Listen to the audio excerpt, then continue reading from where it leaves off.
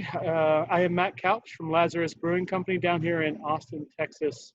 Today, coming to you from a meeting that we are having virtually with our friends at Meanwhile Brewing Company, as well as the team from Charles Farrum. We're going to be talking and kind of wrapping up about Desperate Measures 1, which you as a consumer really enjoyed. Definitely bought us out of that beer super fast. So we're excited to kind of share some information about the hop specifically, Harlequin, what Now and I and Will from Meanwhile Brewing Company have collaborated on for this beer in particular, and talk about the future and some more exciting stuff. So going to hand it over to Now to introduce himself. Now, go ahead.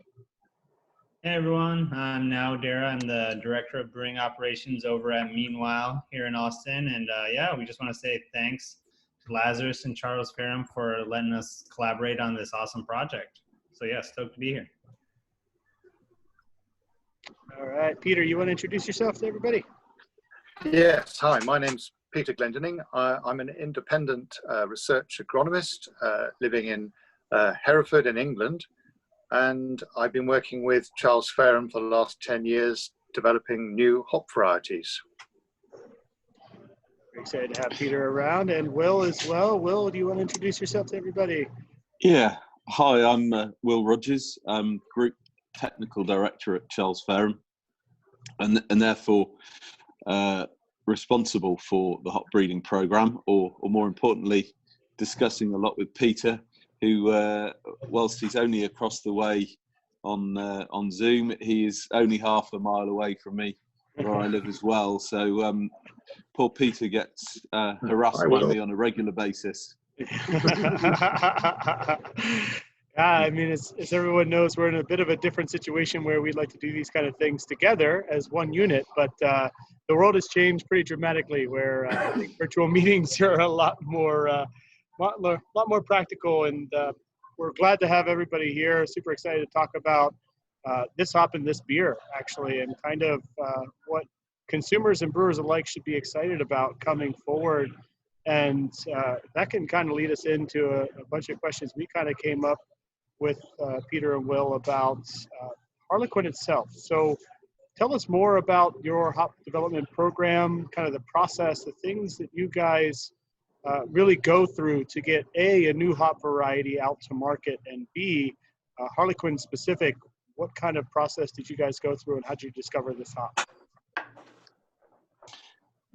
Quite simply, I've been looking for new hops which will be more disease tolerant, more resistant to problems in the field, but primarily that have a new aroma that Farrums can excite the brewers like you with.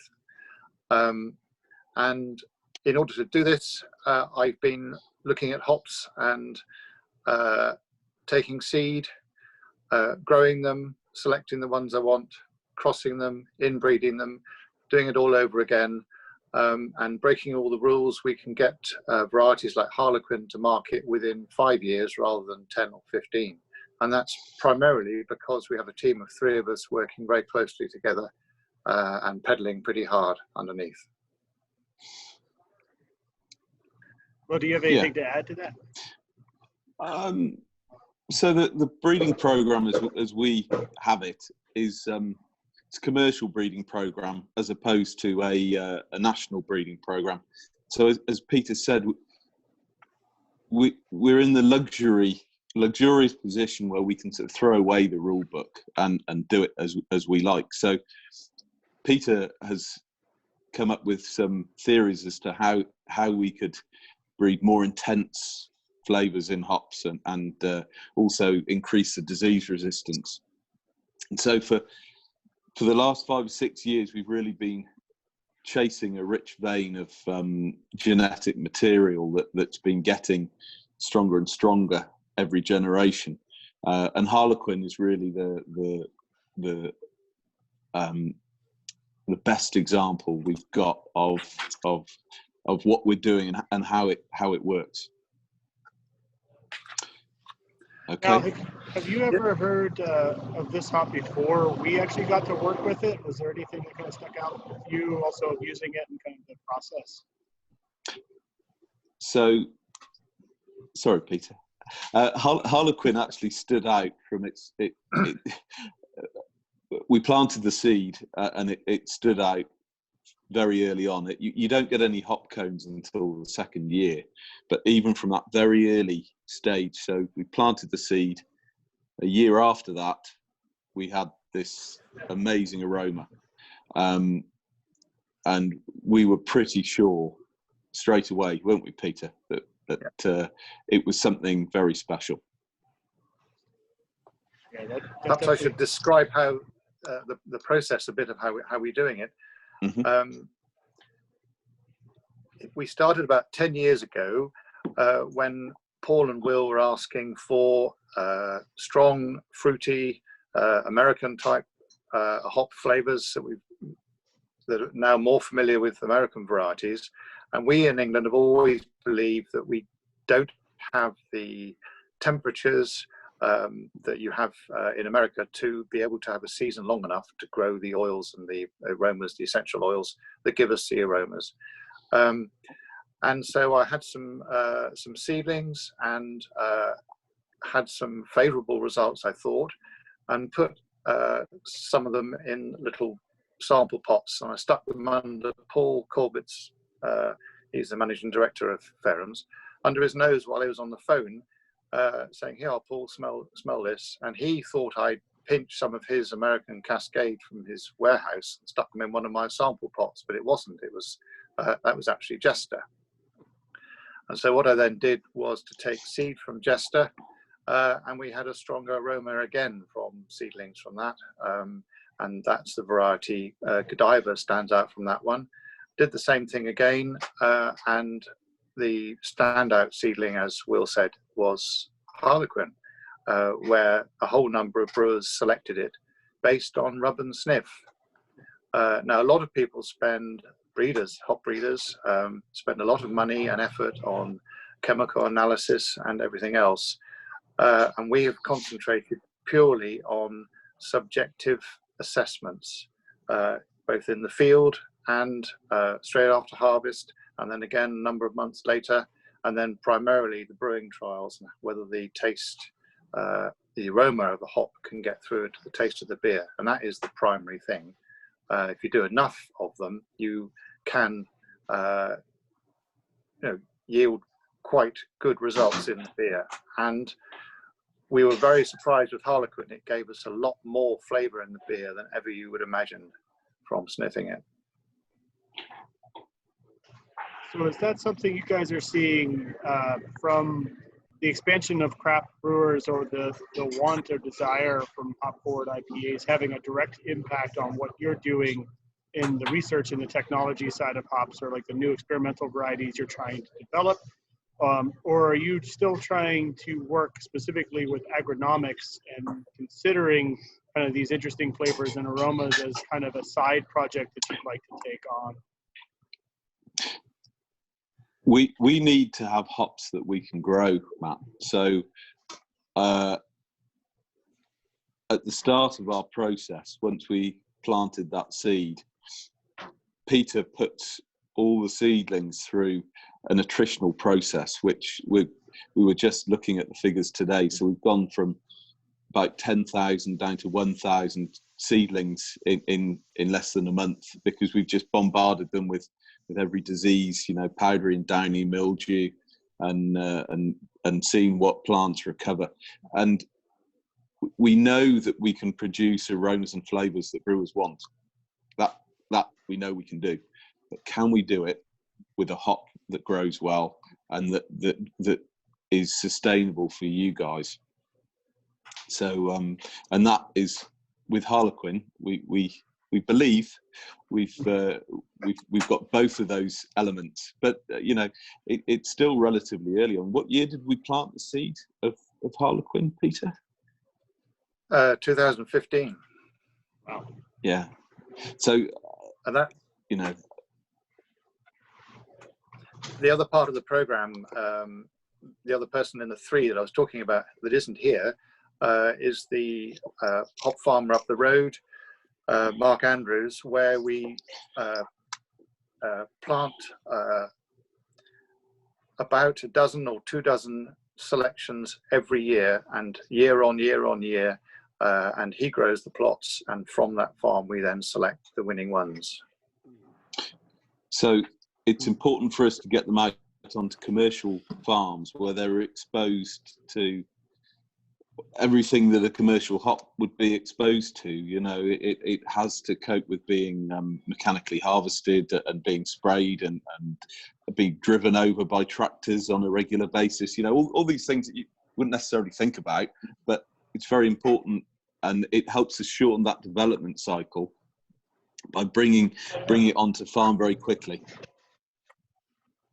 That makes sense. I mean, if you can't grow it, it doesn't make much sense to actually try to grow it. So I know it's important to have good yields, and especially disease resistance and mold resistance is something that I don't think consumers know a lot about, but it's definitely one of those things that really allows for those kind of hops to thrive, especially if, I mean, in the U.S., we've had our own issues in the not so distant past of major mildew problems in certain regions that pushed the hop industry elsewhere. Now it's slowly coming back. So it's always good to be reminded that these plants need to be able to grow healthy and be resistant. Otherwise, they're not much use if they're not growing any hops at all. Yeah, and we sorry, Peter. We look for resistance and tolerance. So. You know, downy mildew is something that the East Coast, the growers in around Michigan suffer with, but you don't really have on the West Coast, up in Yakima. But in the UK, because of our climate, it's everywhere. But this downy mildew, there's no such thing as resistance to it. I mean, Peter can explain it far more lucidly than I can, but there's no such thing as resistance. But what we can have is a tolerant plant, and a plant that, when treated, recovers very quickly, and that's really quite important. We know it's going to get it, but how does it react when we give it the right treatment? The important thing to say is that in England we have a maritime climate which is different from the European climate, your climate, insofar as we will have a broad selection of pest diseases, but none of them so outrageous that it takes out a crop in the way that it has damaged American and German crops in the past. Very good for hop growing in the sense of it's safer, I would assume. Well, yes, but it does depend on predictable, maybe. Yeah. And we don't generally speaking have irrigation either. And so we do depend quite a lot on getting the right rain at the right time. So a good bit of rain from the middle of July to the middle of August is normally very important for a decent crop. It's interesting. It's nice to hear where these hops come from and kind of the trials and tribulations that they go through. And now I'll switch to you real quick. Do you remember when we first got some information on this hop and kind of the how we got together to be able to use it here, and kind of what our thought process was in the actual beer style that we were trying to produce? Yeah, I mean, I don't know. I think when we heard about this, like, it was touted as kind of like, you know, having that American kind of character and like boldness in terms of aroma and flavor. So I think that's why we thought that like the Austin style IPA, which is kind of similar to that hazy IPA that's so trendy right now, would be a perfect showcase for this hop. Was like, you know, that style is touted for bringing out all like these like great aspects of the American hop. So like, you know, if Harlequin is bringing those characteristics, that's what I think was really exciting about trying to use this hop for that style of beer. So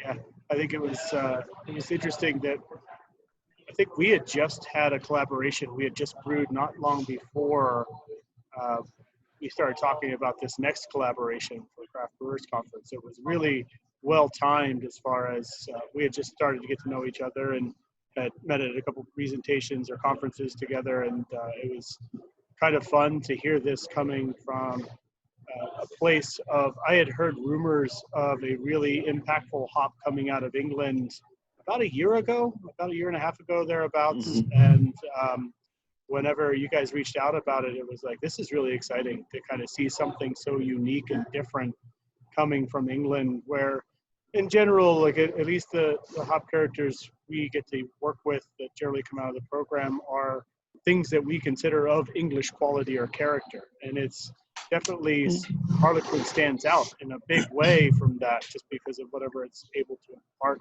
which is we're finding very fascinating, really. And I think that's, it's. Go ahead, Bill.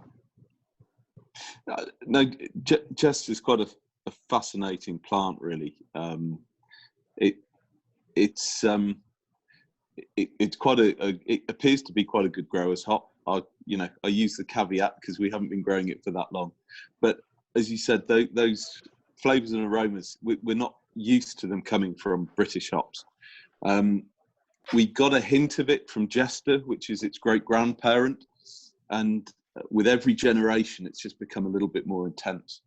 And we certainly took a big step when we went from Godiva to Harlequin.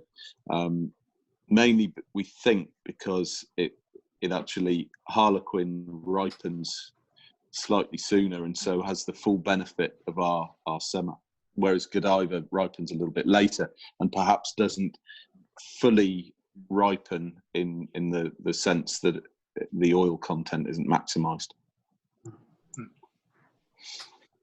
Yeah, go ahead, Peter.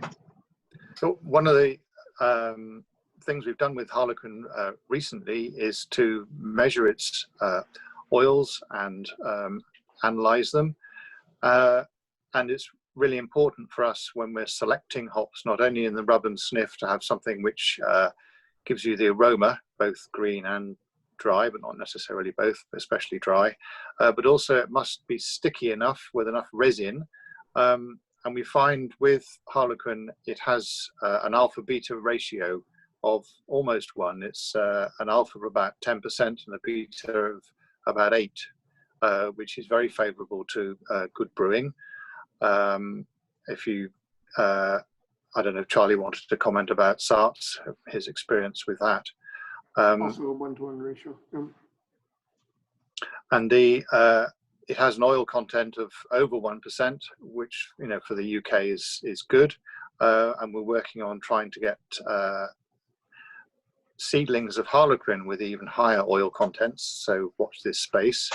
The two things that stand out on the oil analysis for Harlequin is it has a high limonene content, but also a very high farnesene. About 10% of the oil is farnesene, which is an indicator of good aroma. I mean, farnesene doesn't end up in the beer, but it is an indicator that the right chemistry is in the hop for the taste.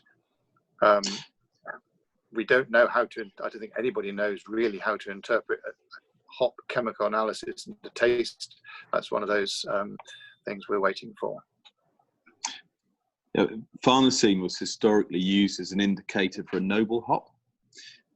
So Sarts, Mittelfrüh, Tettnang, that group of hops. And it was identified, whatever it is in the hop, if it has a high farnesene, they identified that it seemed to have very pleasant brewing characteristics. And it's interesting that that's also followed through with Harlequin, bearing in mind its heritage is, a lot of it is from Cascade, which is its great grandparent. And you wouldn't necessarily expect particularly high farnesene content from that, but some of the other crosses that we've made into that line have obviously given it a good farnesene content.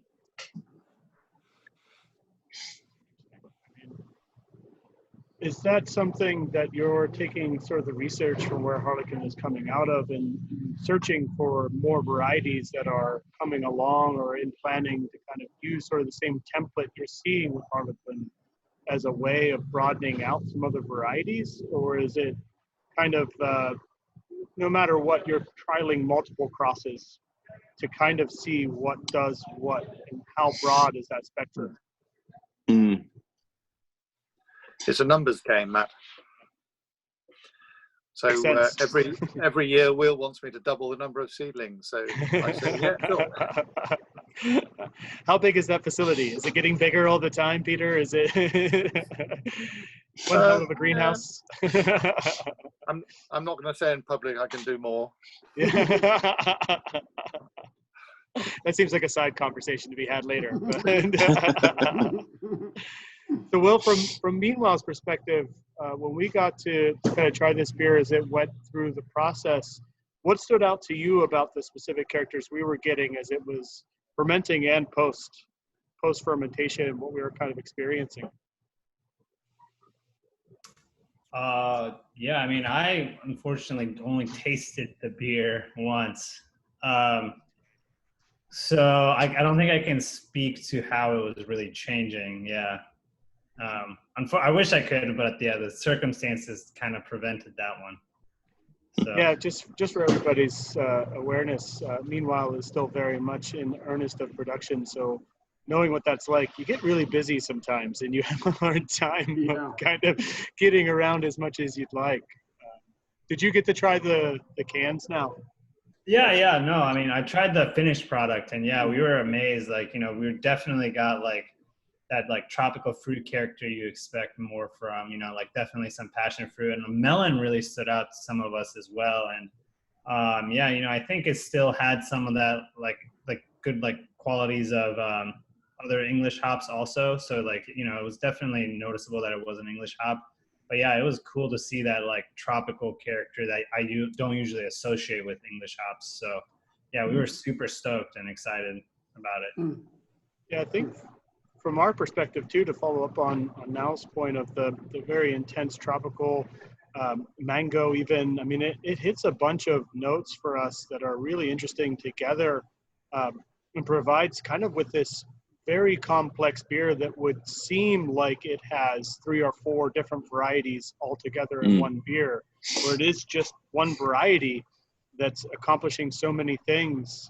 And I think that's what's interesting about the style and generally the hazy IPA thing, is that you do hop at so many different stages. So you're getting in the kettle, you have hops added late, and then also in 2 days within fermentation. So you're looking for biotransformation to occur.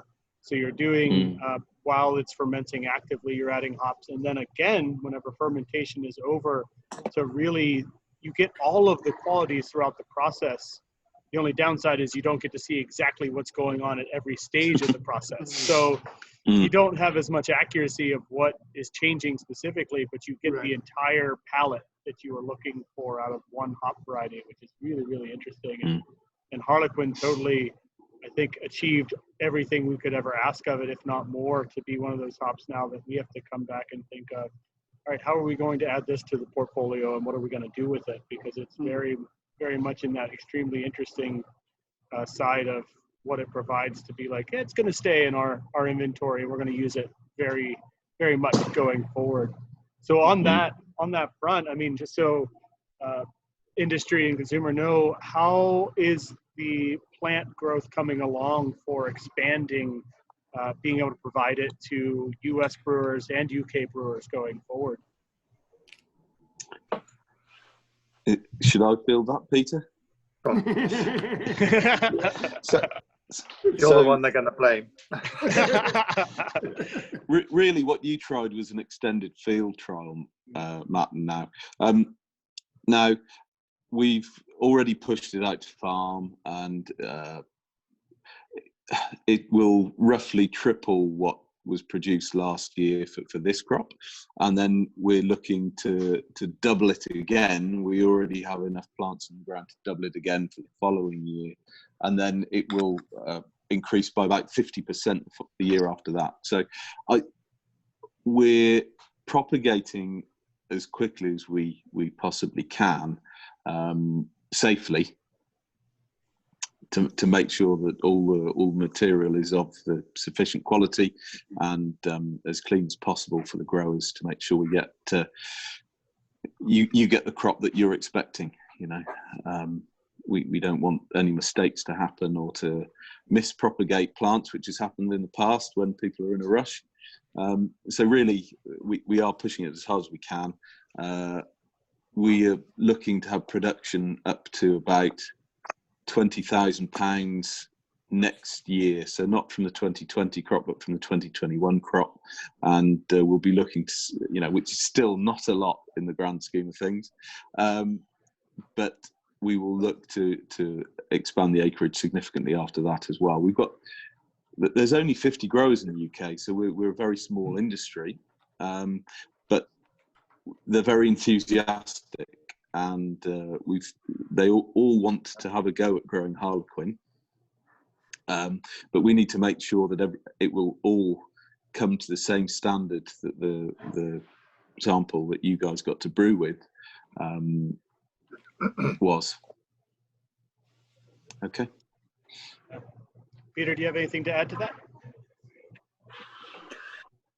Not really. Sorry, I just coughed. No worries. I would say that we don't want to overexpose any growers to any single variety, and so growers are quite cautious, and generally speaking the growers are on a small enough side to need to have a wide range of varieties that they're growing, and so Will very carefully chooses the growers who are going to grow the new varieties, with one eye on the market and the other eye on the next seedlings coming along, because we already have seedlings of Harlequin which seem to have a stronger aroma again, but it takes about 5 years to learn how to grow a hop. It takes another 5 years to learn how to brew with it. So between us we work together and hopefully develop and go forwards all together. Yeah, I guess that's a good caveat to now after from Meanwhile's kind of planning going forward, and even our own, are there any styles that you kind of thought of after tasting this beer and final product, or tasting this hop as it came through on the finished product, that you guys kind of thought of as a use for Harlequin, besides the hazy IPA thing, that you would be interested in doing in the future?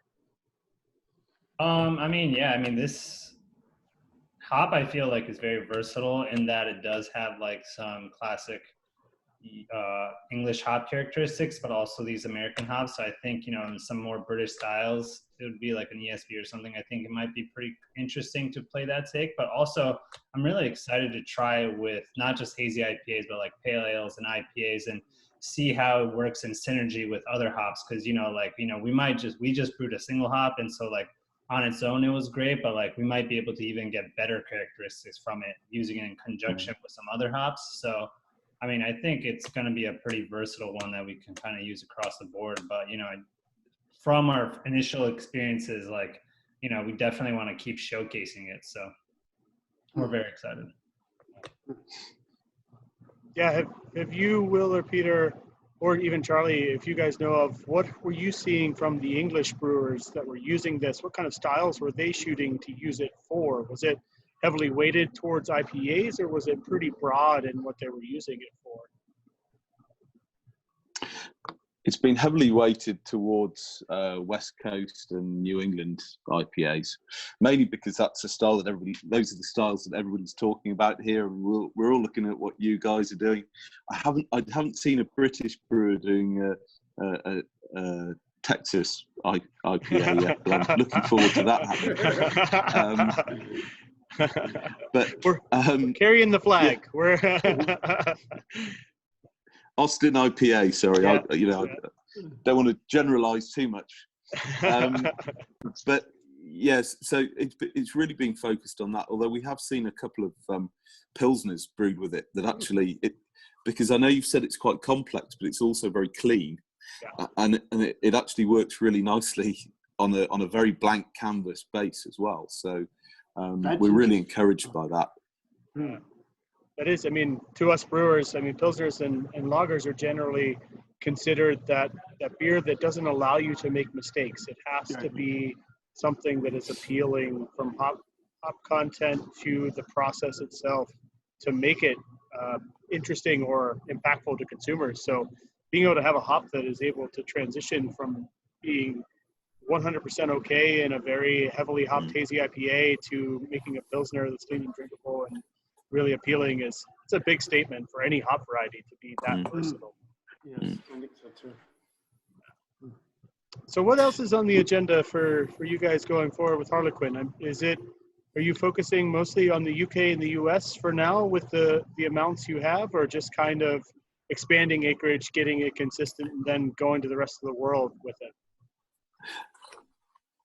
Because Charles Fairham started in the UK, but we've got Charlie running the office in the States. The team in the US office, I think it's fair to say, Charlie, that they're fairly enthusiastic about this.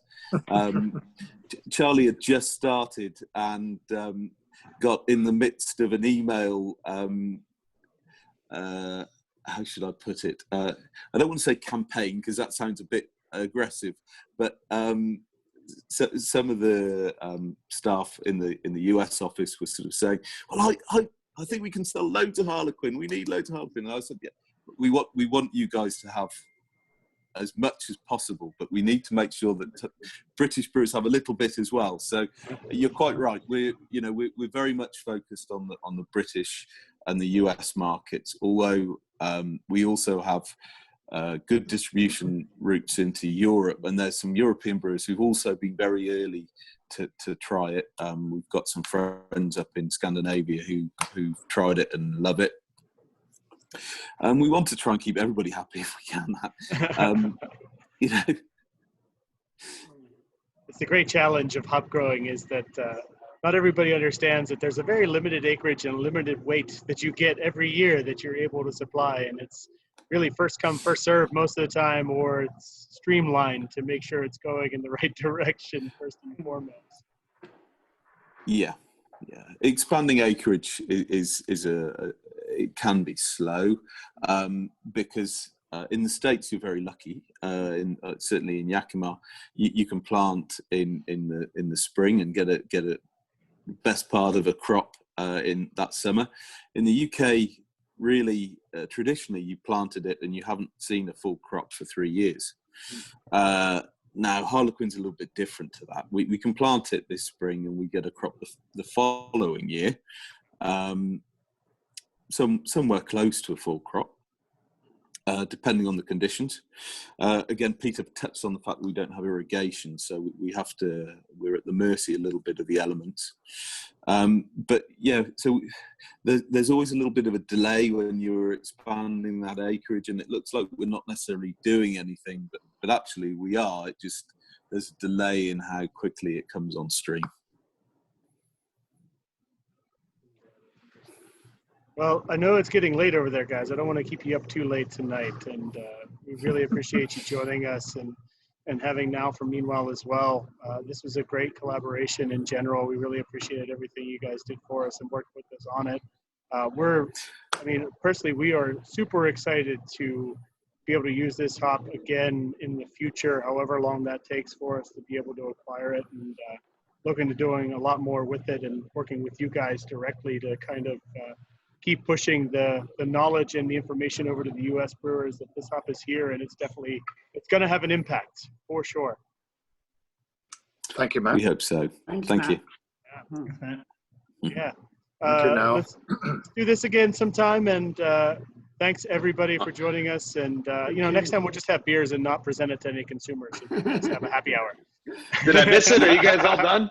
Yeah, Chris, you came in late. I was sitting here on hold, and then it just admitted me. That's all right, though. That was deliberate, Chris. Yeah, I figured as much. Well, Well, what's funny is I got a hold of Paul. Paul was ready to come in right now.